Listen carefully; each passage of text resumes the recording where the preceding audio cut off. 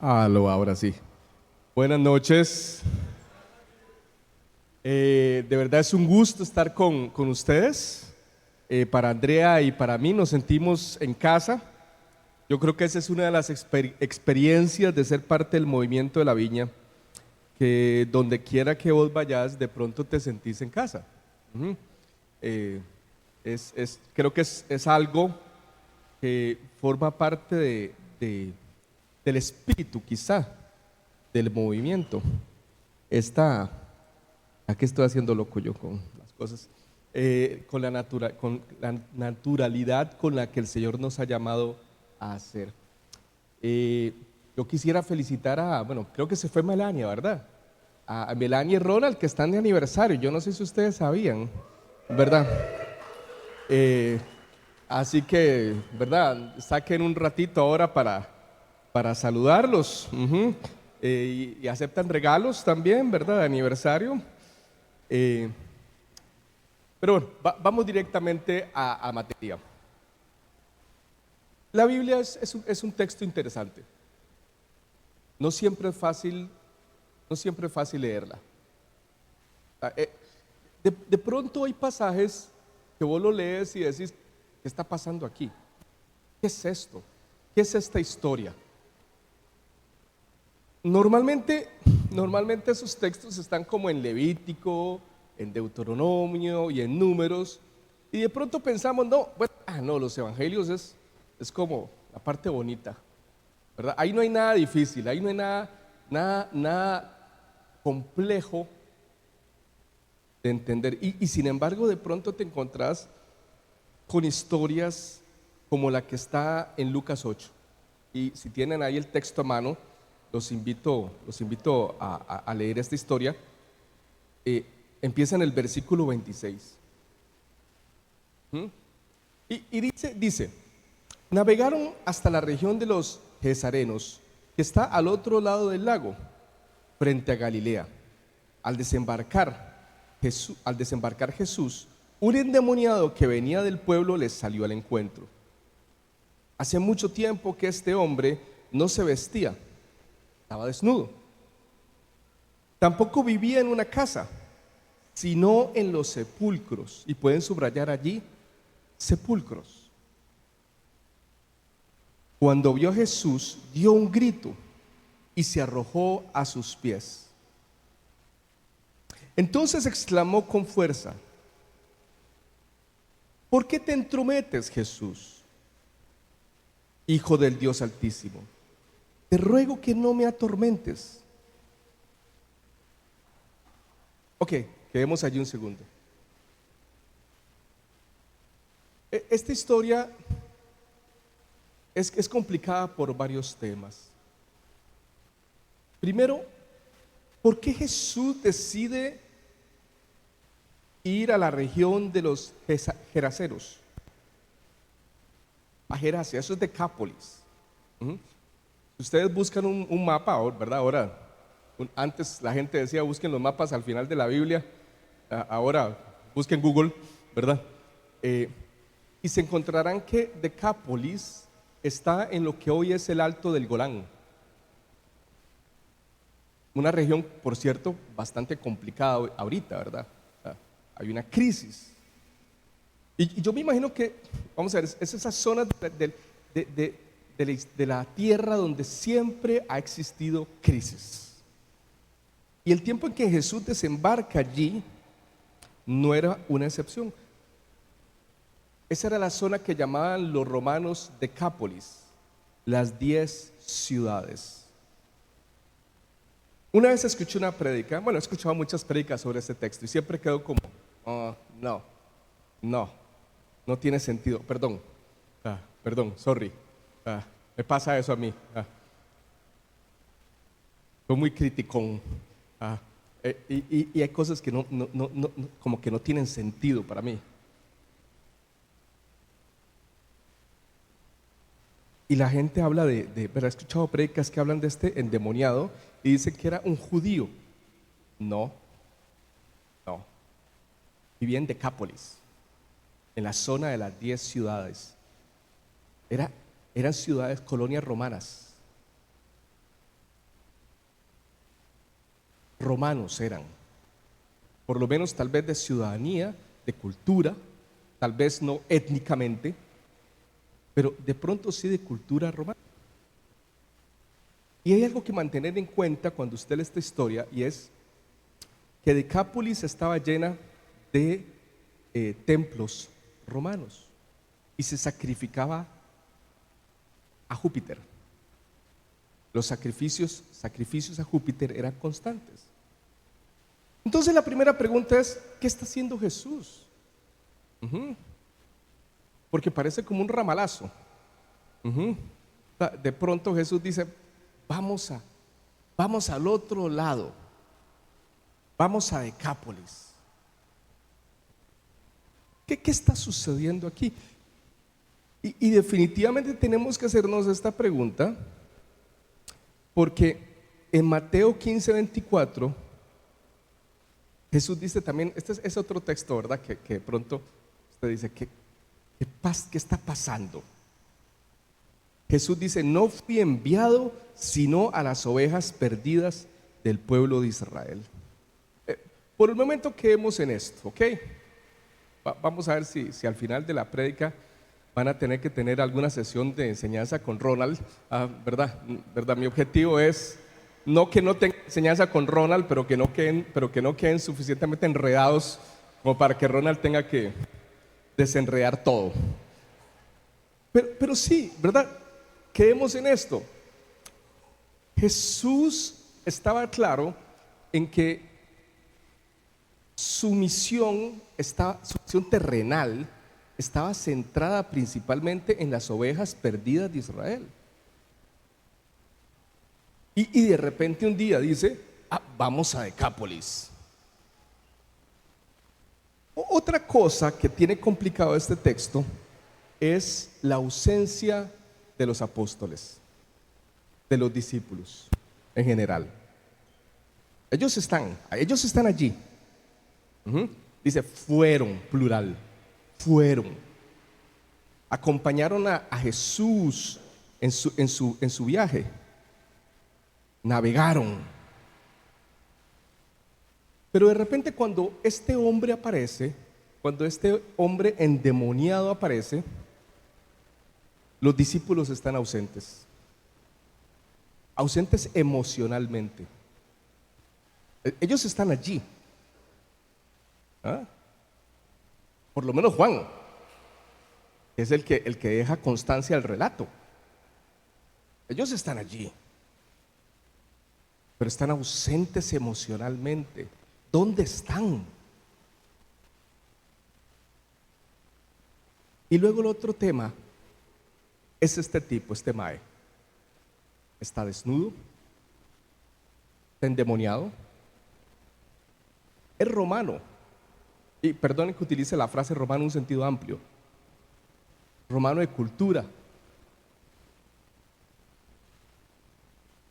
Grecorromano, podríamos ponerle un sentido más amplio. Grecorromano. Y el tipo vive entre los sepulcros. La ley de Moisés decía que usted no podía tocar un cadáver, principalmente cadáveres de animales.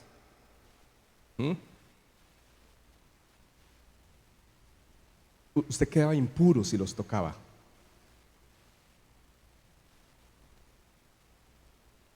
Pero en el desarrollo de la tradición del pueblo de Israel, de los compatriotas de Jesús, llegaron a esta conclusión: es que no se puede tocar ningún cuerpo muerto, porque quedas impuro.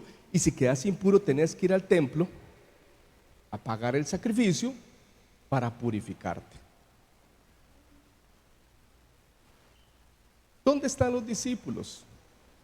Lejos. El encuentro lo tiene Jesús. Ellos están lejos, suficientemente lejos para que no se pueda presumir que ellos han quedado impuros, suficientemente lejos para que si alguna autoridad religiosa está contemplando la escena por pura casualidad, ellos puedan decir que están lejos. Para que si alguien lleva el rumor a alguna autoridad religiosa, ellos puedan decir: yo estaba lejos.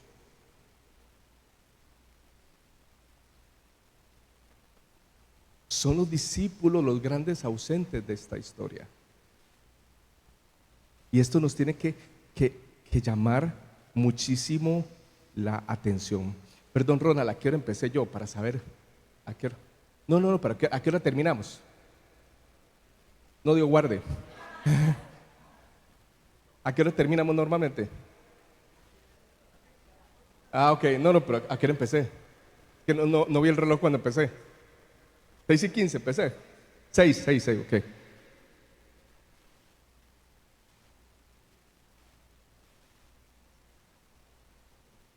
Estos son los problemas iniciales que tiene este texto.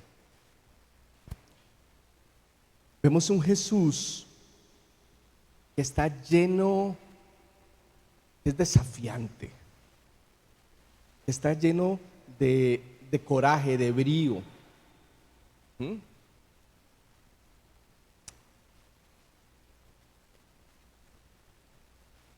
Los seres humanos, tenemos problemas para tratar con el tema de la pureza.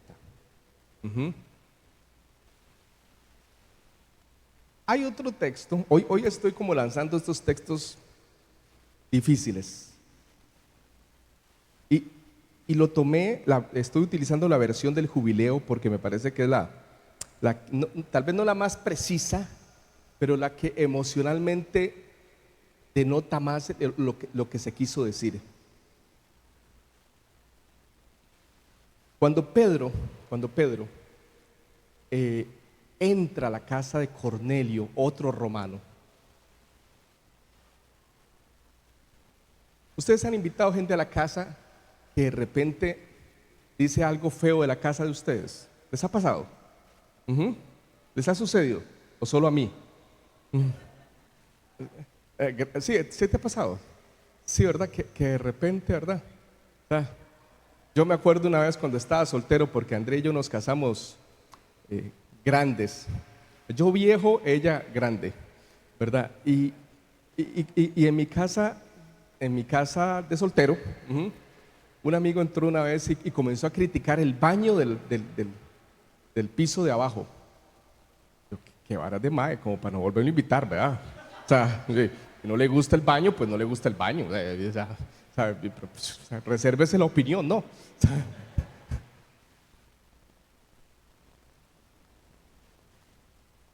Y de pronto nosotros encontramos a un Pedro aquí que de repente es como un huésped incómodo, porque es invitado por Cornelio y de repente cuando entra a la casa se deja decir esto. Lo voy a decir no con vosotros, porque esa es la versión del Jubileo que utiliza esa conjugación hispana, pero dice: ustedes saben que es abominable un varón judío juntarse o llegarse al extranjero.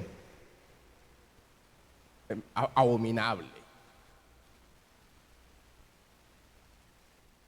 Pobre Cornelio, ¿no? O sea, lo acaba de invitar a la casa, había sido complicadísimo que llegara.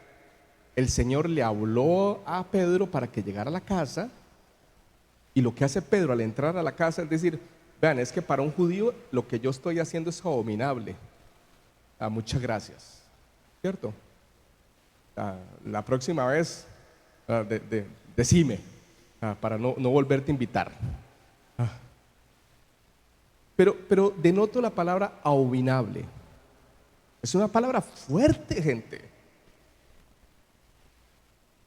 Está hablando no solamente que es prohibido, es abominable. Es decir, es algo sencillamente desagradable. Y luego, claro, Pedro dice: más Dios me ha mostrado que a ningún hombre llame común o inmundo. Muchas gracias.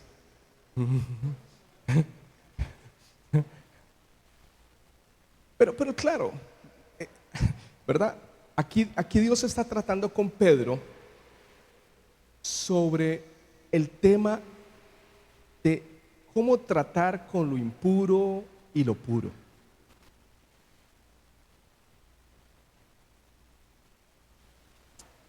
La tradición farisea había llegado hasta el punto de que habían pasado de llamar impuros a los objetos, como dice el Levítico te habla de la impureza de las cosas, la impureza de los animales, pero en esta otra tradición se hablaba de la impureza de las personas.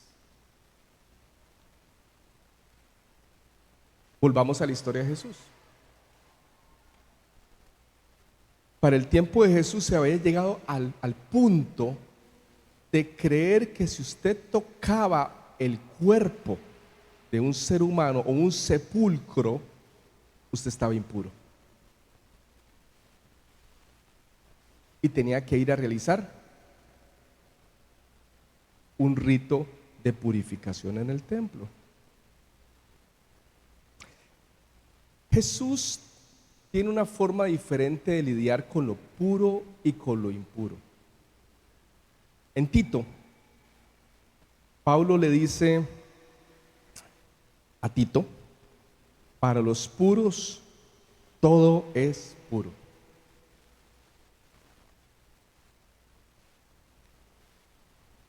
Para los puros todo es puro. El Jesús que nosotros encontramos en la historia del endemoniado gadareno es un Jesús contestatario hasta cierto punto. Es desafiante. Es en alguna medida un Jesús que rompe tradiciones, rompe esquemas de pensar en cosas esenciales, como es la forma de concebir la pureza y la pureza. Hay un texto que podemos decir que es clave. Mateo 5:8. Dichosos los de corazón puro o limpio, porque ellos verán a Dios. Los seres humanos nos encantan las reglas, los tabúes. Nos encanta llamar cosas impuras o cosas puras. Nos encanta hablar de comidas puras o de comidas impuras. Y de pronto pareciera que para nosotros la pureza es un rasgo o una cualidad que está afuera de nosotros. Y como tal cosa soy impuro.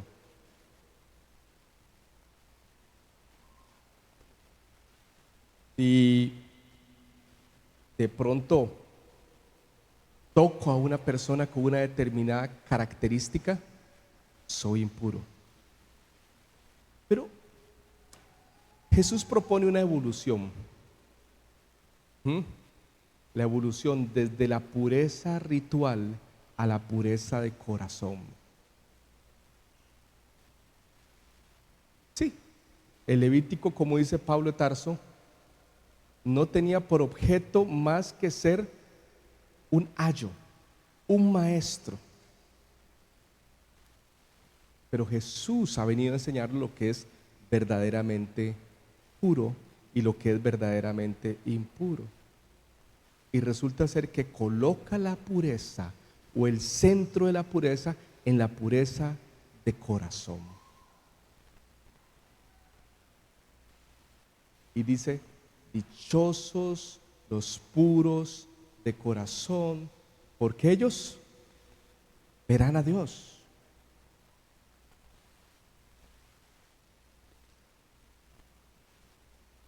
Cuando Jesús se encuentra con este endemoniado gadareno, con esta persona, que no conocemos el nombre, ¿ok? Y es curioso que no conozcamos el nombre. Me atrevo a decir que los discípulos y particularmente Juan estaban tan aterrados con todo lo que estaba sucediendo que nadie se tomó la molestia de preguntarle el nombre al tipo. ¿Ah? Y segundo, probablemente estaban tan confundidos después de que Jesús hizo lo que hizo, que no se atrevieron a ni siquiera preguntarle el nombre del tipo. Así que el hombre anónimo, pasa anónimo en la historia.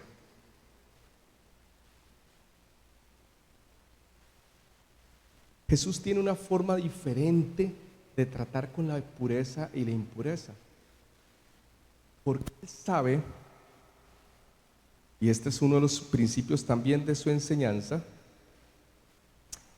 lo dice en Mateo 15, que lo que contamina a una persona no es lo que entra en la boca, sino lo que sale de ella. ¿Alguno de ustedes conoce a Arturo Barrientos? No. ¿O si lo conoces? Ajá. Arturo caminó en la viña un ratito, luego se fue para hacer otras cosas en el Señor. Yo le pregunté a Arturo, porque Arturo es hijo de Alberto Barrientos. ¿Han escuchado a Alberto Barrientos? No importa si no. Alberto Barrientos, allá en los años 70, fue uno de los grandes evangelistas que luego derivaron en el avivamiento de los años 80. Y se cuenta esta anécdota de don Alberto. Yo le pregunté al Arturo que si era verdadera, y me dijo que él no podía asegurar si era verdadera o era apócrifa, pero que probablemente era algo que le pudo haber pasado a don Alberto. Hacen un campamento de pastores en Roble Alto. Y se van a mejenguear los pastores. Y uno de los pastores faulea, más bien, don Alberto faulea a uno de los pastores. El tipo se cae. Y cuando se cae le dice, H. Cuando abre los ojos se da cuenta que le mentó la madre a don Alberto Barrientos, que ya en ese momento era respetado. Entonces el pastor le dice, disculpe, se me salió. Y don Alberto le dijo, vea, el problema no es que se le haya salido, es que ya lo tenía dentro.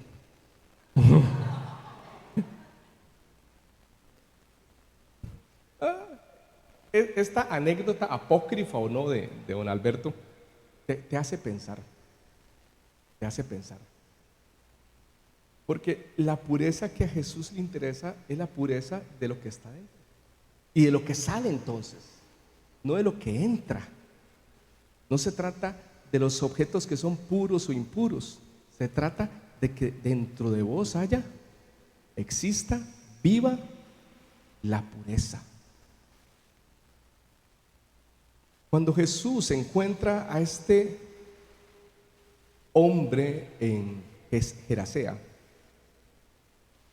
Jesús puede encontrarse con él porque Jesús es puro de corazón.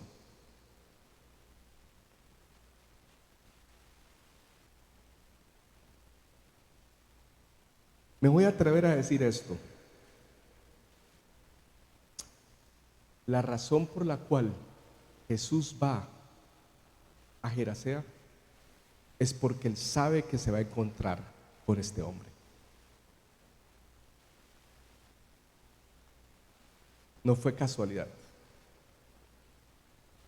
Jesús propició el encuentro.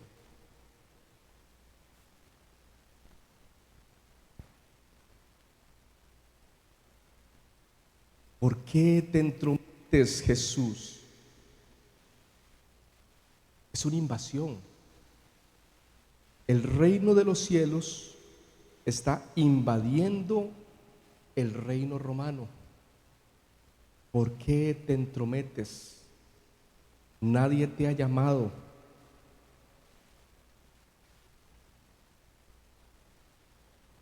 Te ruego que no me atormentes.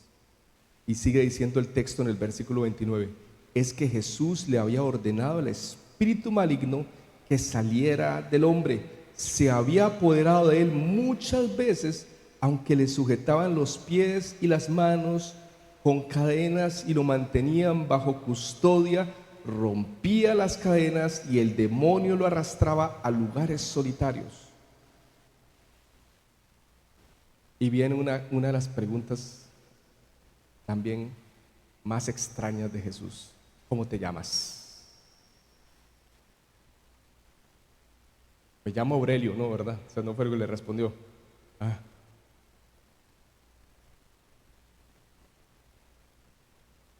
Legión. Legión. Y esto le suplicaban a Jesús que no los mandara al abismo. Como había una manada grande de cerdos, ahora nos metemos con los cerdos. Legión. ¿Quiénes son los que habitan en este hombre? Son potestades, principados. La palabra legión no es ninguna casualidad. No se trata solamente de una multitud de demonios. Se trata de los demonios que gobernaban la zona de Decápolis. Legión, como las legiones romanas. Todos estos demonios están allí, en este hombre. Él se ha entregado a la cultura pagana. Probablemente había sido devoto de los dioses romanos, devoto de las prácticas paganas, y había quedado embrutecido, bestializado. Porque cuando nos entregamos a los demonios que dominan nuestra cultura, somos bestializados.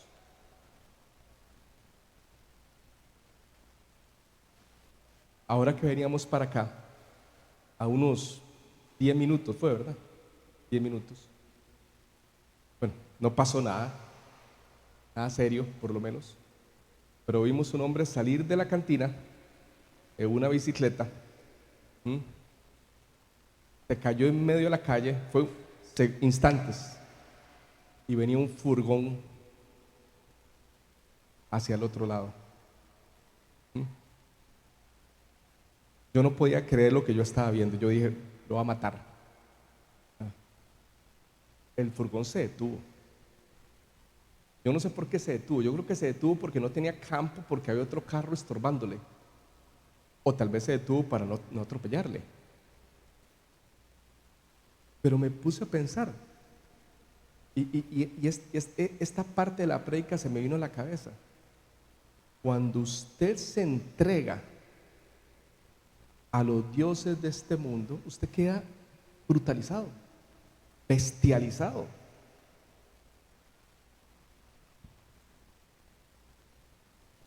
Jesús cambió la vida del hombre en los sepulcros, lo liberó de la opresión de los demonios, una invasión espiritual realmente.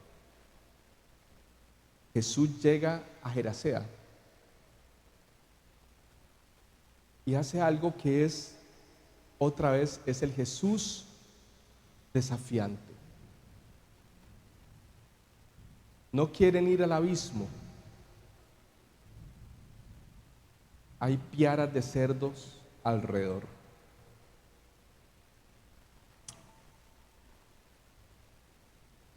Flavio Josefo, aquel traidor, porque fue un traidor, valga decir, por si han escuchado de él, ¿verdad? Le debemos mucho por sus libros que nos describen la cultura. Yo creo que se fue. No, ahí está. La cultura en los tiempos de Jesús. Pero Flavio Josefo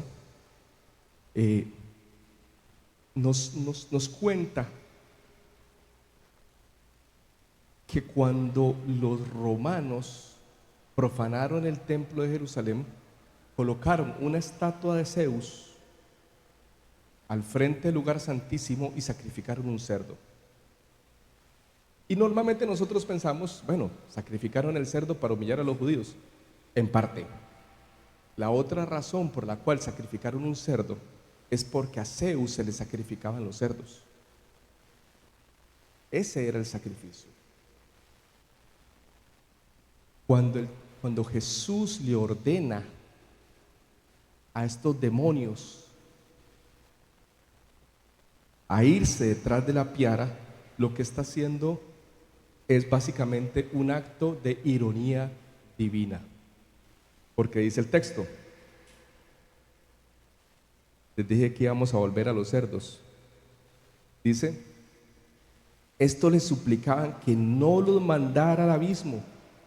Como había una manada grande de cerdos paciendo en la colina, le rogaron a Jesús que los dejara entrar. Así que él les dio permiso. Y cuando los demonios salieron del hombre, entraron en los cerdos, y la manada se precipitó al lago por el despeñadero y se ahogó. Por lo menos ese mes no hubo sacrificios a Júpiter.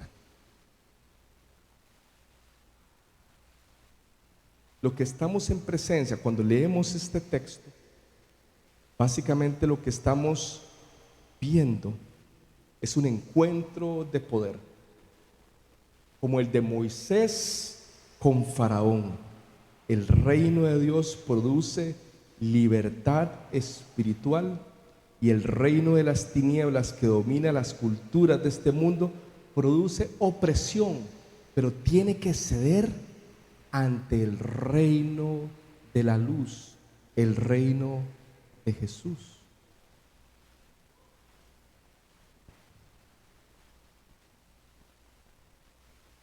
Pero terminemos. Al ver lo sucedido, los que cuidaban los cerdos huyeron y dieron la noticia por el pueblo y por los campos, y la gente salió a ver lo que había pasado. Llegaron a donde estaba Jesús y encontraron sentado a sus pies al hombre de quien habían salido los demonios. Cuando lo vieron vestido y en su sano juicio, tomaron miedo. Los que habían presenciado estas cosas le contaron a la gente cómo el endemoniado había sido sanado. Entonces toda la gente de la región de los Gerasenos le pidió a Jesús que se fuera de allí, porque les había entrado mucho miedo. ¿Por qué el miedo?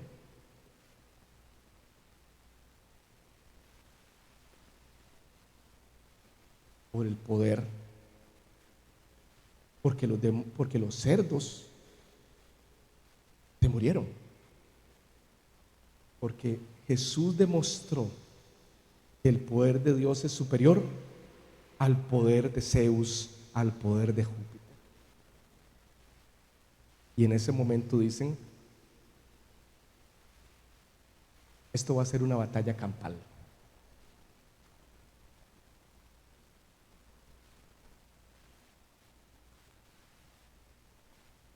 Pero ¿qué sucede?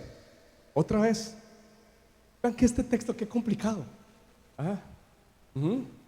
¿Qué sucede? Y dice que como le pidieron que se fuera, se subió a la barca para irse. Debe ser que se rindió. Que la cosa en Decápolis era muy complicada. ¿O será que Jesús había centrado su ministerio en las ovejas perdidas, dispersadas de Israel?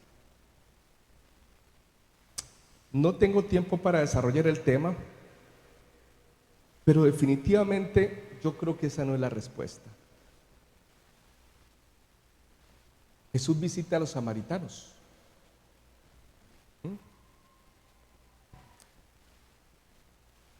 Y tiene esta conversación con una mujer samaritana Otra vez, la misma situación, los discípulos no están, esta vez sí no están. Ujú. Esta vez sí no están. Jesús les dijo a los tipos que nos van a dar una vueltica, porque lo que va a pasar aquí, ¿verdad? Ustedes no lo van a tolerar. O sea, va a ser too much. O sea, yo me voy a sentar y voy a conversar con una mujer y samaritana, y tras de eso ustedes después se van a enterar que la mujer estaba en convivencia de hecho, y había tenido 7 maridos antes. Entonces, ¿verdad? O sea, Pedro, a vos te va a dar un soponcio. Así que, ¿por qué no te vas a dar una vueltica y regresas? Cuando todo haya pasado, y tráete un vinito porque lo vas a necesitar, para que se te baje el susto de lo que va a pasar.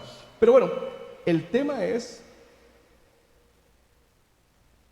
que dice Juan 4:39, muchos de los samaritanos que vivían en aquel pueblo creyeron en él por el testimonio que daba la mujer. Jesús no solamente es desafiante, Jesús tiene caminos no siempre, me voy a atrever a decir esto, no siempre rectos. No en el sentido moral, sino Él encuentra formas de hacer las cosas que no caben dentro de la mentalidad religiosa. Y Él manda a Samaria a una mujer divorciada 7 veces, ¿verdad? ¿Cuántas? 5 veces, ¿verdad? Aquí no me mantienen dentro del límite para que no exagere. 5 veces, 5 veces, y ahora está en convivencia de hecho. Y esa es la persona que Jesús comisiona. Pero volvamos al texto de los samaritanos, perdón, del endemoniado gadareno. Así que subió a la barca para irse. Ahora bien, el hombre de quien habían salido los demonios le rogaba que le permitiera acompañarlo. Pero Jesús lo despidió y le dijo: vuelve a tu casa y cuenta todo lo que Dios ha hecho por ti. Así que el hombre se fue y proclamó por todo el pueblo lo mucho que Jesús había hecho por él. A mí me encanta, una de las razones por las que a mí me encanta Jesús es por el humor. Tiene un humor negro, irónico. Y de pronto, vea lo que hace. Cede, le dicen váyase, cede. Yo me imagino que los discípulos ya estaban montados en la barca, no habían dicho váyanse cuando ya están todos en la barca, ¿verdad? Y Jesús se está montando en la barca y atrás viene Aurelio. Y atrás viene Aurelio. Y Aurelio ya se está montando en la barca. Por supuesto, probablemente los ojos de Juan están cuadrados del susto, ¿verdad? Y Jesús le dice: no, tú no, tú no, tú no. Y entonces uno dice: bueno, Jesús no era pastor, ¿verdad? Porque a los pastores en principio nos encanta sumar gente en la barca, ¿verdad? Que se suban en la barca. Está bien, para eso estamos, ¿no? O sea, de eso se trata. Pero de pronto Jesús hace algo muy extraño. Le dice: tú no, porque tú tienes una misión aquí.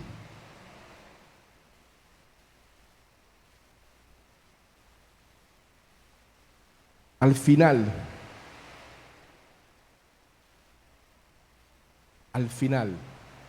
Jesús envía a un hombre que había sido totalmente impuro a predicar su evangelio. A un hombre que había sido endemoniado Y no solamente endemoniado, es decir, una legión habitaba allí. Lo envió a predicar el evangelio. Uno siempre duda cuando uno predica. Yo no sé si a Ronald le pasa, ¿verdad? ¿Quiénes más predican por acá? De los de aquí. Bueno, sí, de los de Heredia, sí, yo sé, pero los de aquí, ¿quiénes predican por acá? Normal. ¿Vos también, Maureen? Ok. Yo no sé si a ustedes les pasa, pero uno como que siempre, ¿verdad? En los minutos antes de la prédica uno comienza a decir, ¿será que lo que voy a predicar tiene sentido? Ah, ¿será que es el momento oportuno? ¿Será que...? Pero el Señor es misericordioso. Y ahora no recuerdo quién del grupo de oración dijo algo que yo dije, sí, esto es. Que habló de cuando somos enviados, aun cuando no tenemos la preparación. ¿Quién en su sano juicio envía a un exendemoniado romano sin conocer el trasfondo de la historia de Dios a predicar a Decápolis? Solo Jesús. Solo Jesús. Ahora, ¿cuál es el punto? ¿Será que Jesús es un insensato? Yo diría que la respuesta es no. Sí toma riesgos Jesús.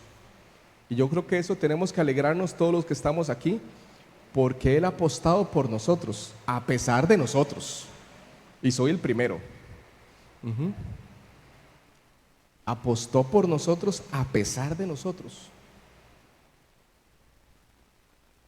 Somos vasos de barro.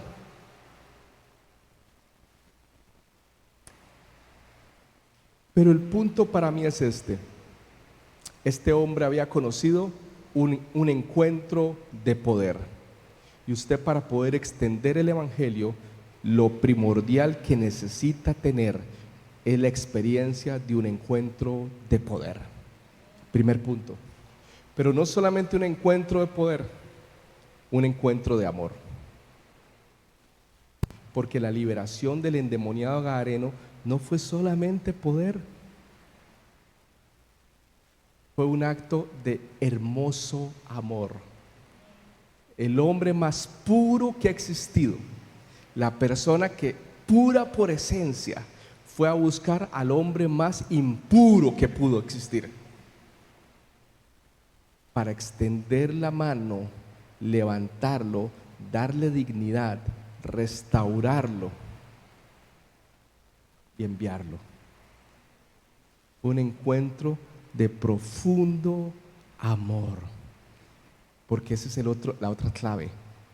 Para poder extender el evangelio necesitamos un encuentro de poder y un encuentro de amor. Y con eso terminé. ¿Qué tal si oramos? ¿Les parece?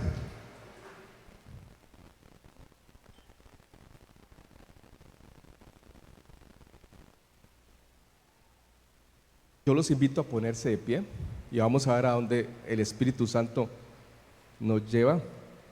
¿Sí cumplí con el tiempo, Ronald? Sí. Okay. Bueno, pero digamos, dentro de lo razonable.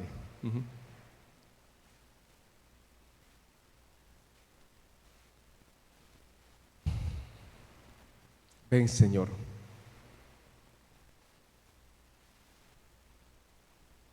Ven, Jesús.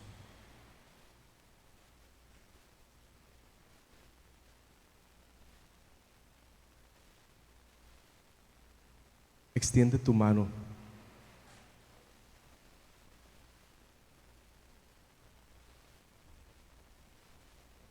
Hazte manifiesto en este momento.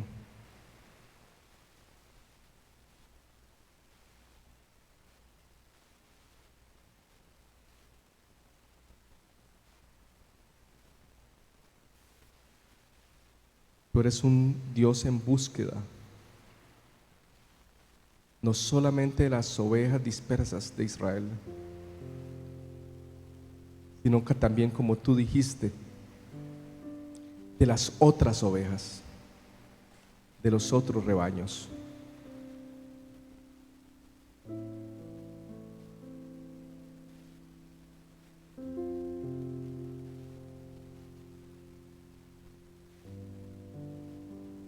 Jesús, tú sabes que yo te estoy muy agradecido por encontrarme.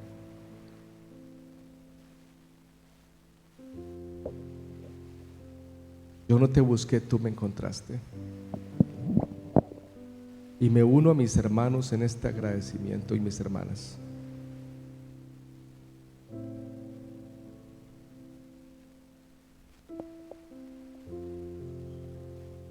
Tú hiciste cosas muy inusuales para encontrarnos.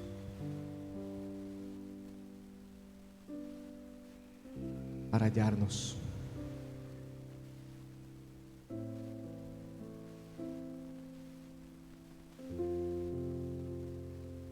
Apostaste por nosotros cuando el mundo religioso no lo hizo, Señor.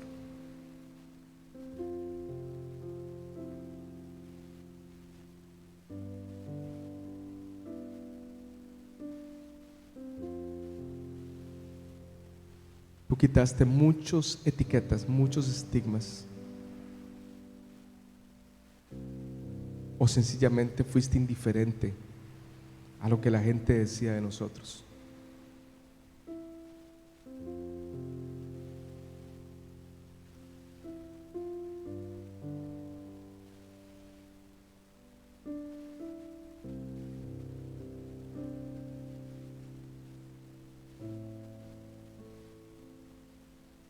Tú rompiste muchos tabúes, Señor, para alcanzarnos.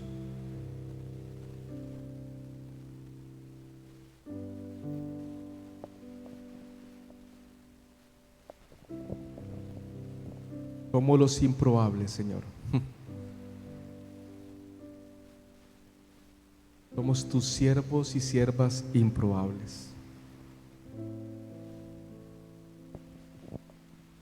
No somos los mejores capacitados. Tal vez muchos de nosotros no tenemos historia familiar. Tal vez nuestros abuelos no fueron cristianos o nuestros papás no fueron cristianos.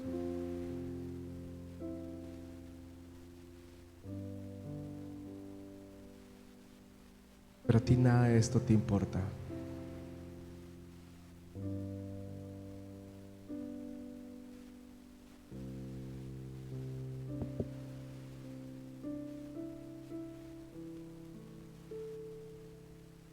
Ven, Jesús.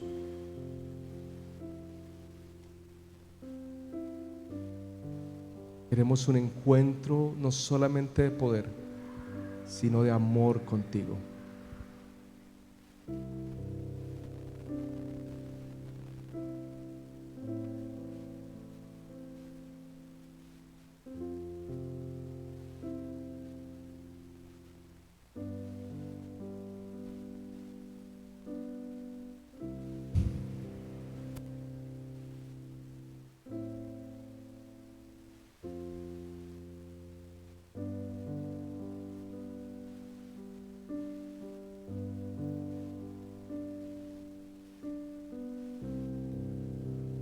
Quiero decirles algo muy, muy sencillo. El Señor los ama profundamente.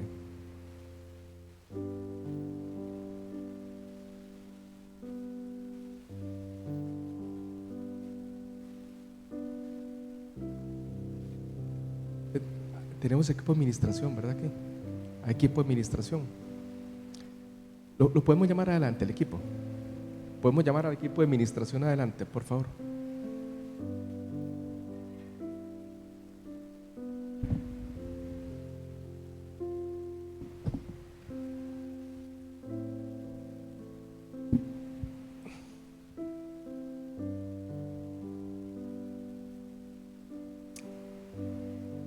Me gustaría que oráramos por un encuentro de amor. No sé si usted necesita hoy por la razón que sea, un encuentro de amor, yo le voy a pedir que pase acá adelante y alguno de sus hermanos o hermanas van a orar por ustedes. Incluso si alguno del equipo de administración necesita un encuentro de amor, alguien va a orar por ustedes también. ¿Qué tal si adoramos al Señor un segundito y le damos espacio a los hermanos para que pasen?